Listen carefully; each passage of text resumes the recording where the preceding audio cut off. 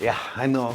No matter what, there'll be criticisms of, you've got too many cameras, or do you even shoot, or you got the wrong cameras. So, welcome to Old White Guy Shows Off His Camera Collection, Episode 1. Hey folks, surprisingly I'm often asked about what cameras I actually own. Those of you who are around on the channel a long time would probably know the answer to this, and I try to disclose my biases and what I shoot with normally, so that when you see me reviewing other brands or types of equipment, you know where my allegiances lie, for want of a better word. So in today's video, let's run through and show you the cameras that I actually own, and for each one I'll show you one of my favorite lenses.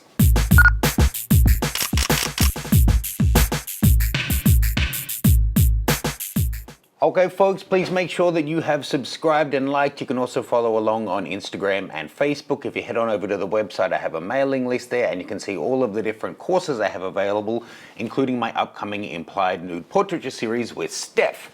So, let's jump into this straight off the bat and talk about the cameras that I own. First off, Nikon D850. Absolutely love this camera. This is currently mounted to the 105 f1.4e.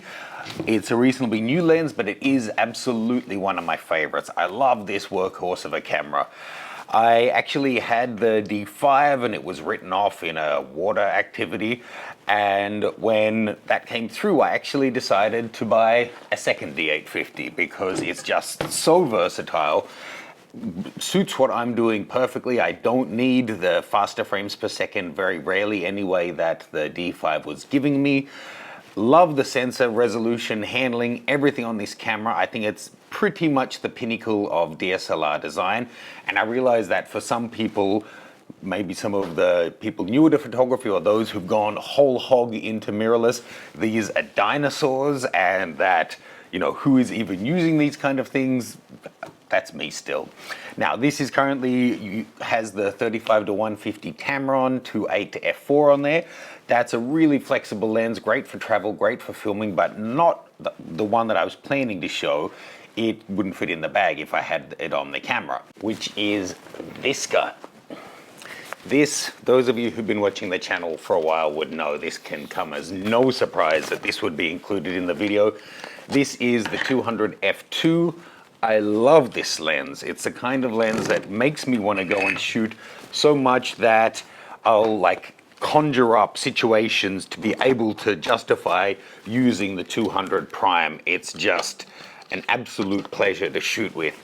I think optically it's probably still Nikon's best lens. It's such a great performer in every regard. You get what you pay for. Unfortunately, it is expensive though. Let's clear these ones off. Okay, now, for those of you who are already thinking I'm a bit of a dinosaur, let's dig a little deeper. This is my current Sir Click-a-Lot. If you're not following it already, I have a series here called Budgetography, where I use cheaper equipment to create different content. So this is a D700. I got it from KEH Camera, and the 85-1.8, the old generation. A brilliant combo, bargain price by today's standards, full frame, great image quality, love that as a combo. And before that, I was using the D200. This one started to get a little bit unreliable, but D200 was actually one of the first cameras that I fell in love with Nikon, that brought me over from Olympus to Nikon. So nostalgic means that I just can't get rid of this one. And on this I have the 51-2. This is a lens that's still actually in production, but I actually got this one from KEH Camera used as well for a fraction of the new price, and it's something that I use with the D700 sometimes as well.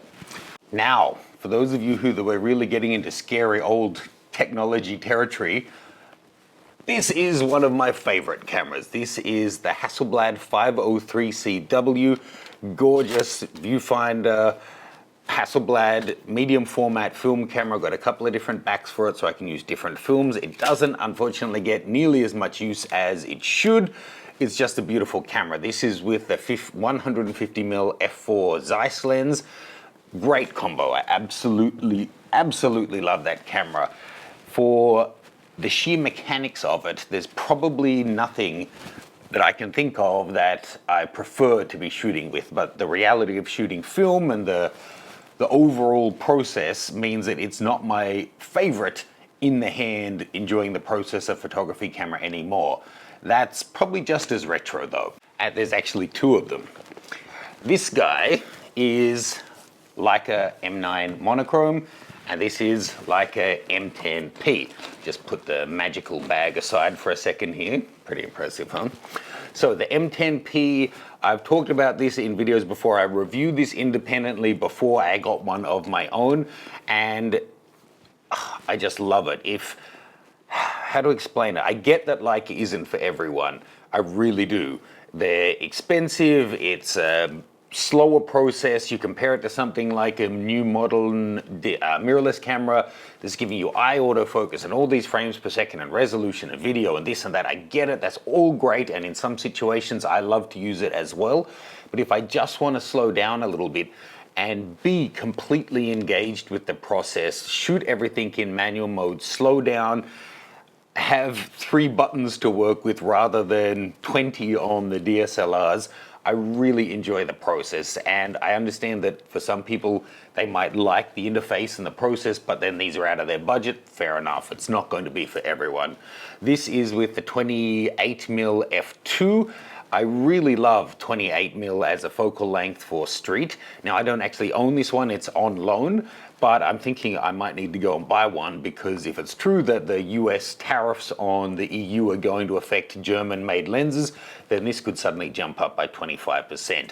Now I actually would go for the Summicron or the Elmert in a 28mm, because the 28-1.4 is huge and so expensive, and I just never find myself even shooting this at f2. So, you know, shooting it at 2.8 is totally fine for me. And the other, this is the latest camera that I bought for myself.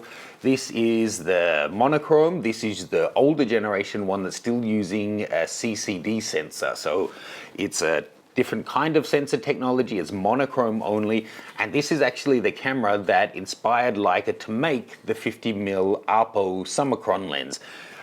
On paper, it's a mental lens. In the hand and in the results, it's just gorgeous to shoot with.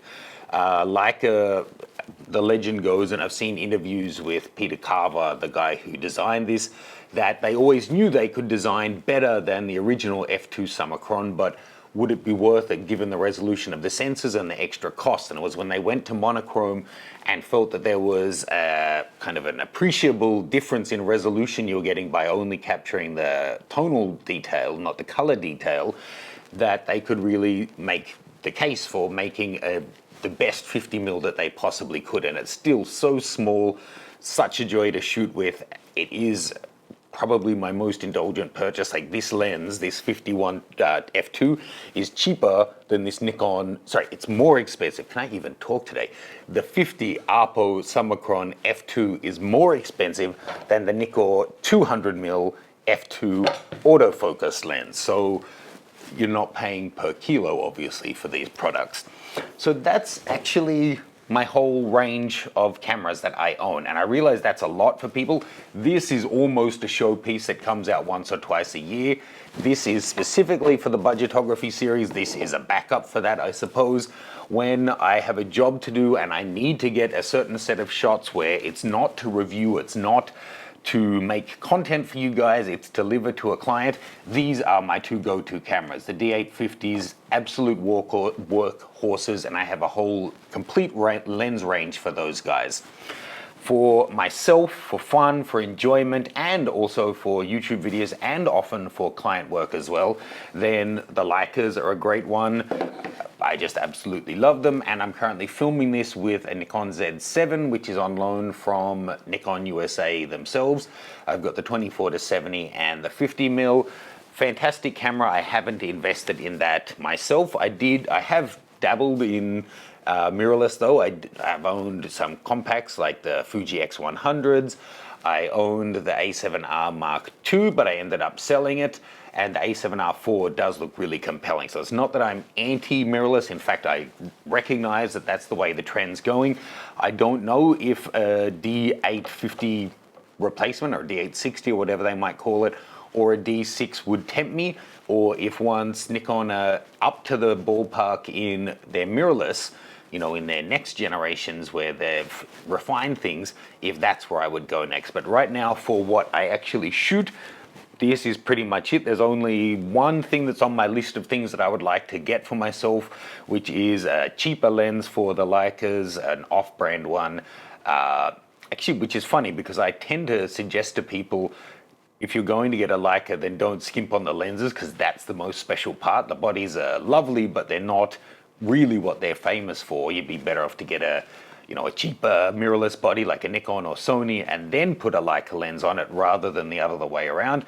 But there's an MS Optics lens that's got my attention that I'm going to check out when I'm in Japan in a couple of weeks' time and see how the results are. So that's the family. Now, obviously the bag isn't that magical. I was reloading it off camera. This is a companion little weekender. Disclosure, I am an ambassador for them. I am not an ambassador for many companies, but that is one of them. But it is one of my go-to bags.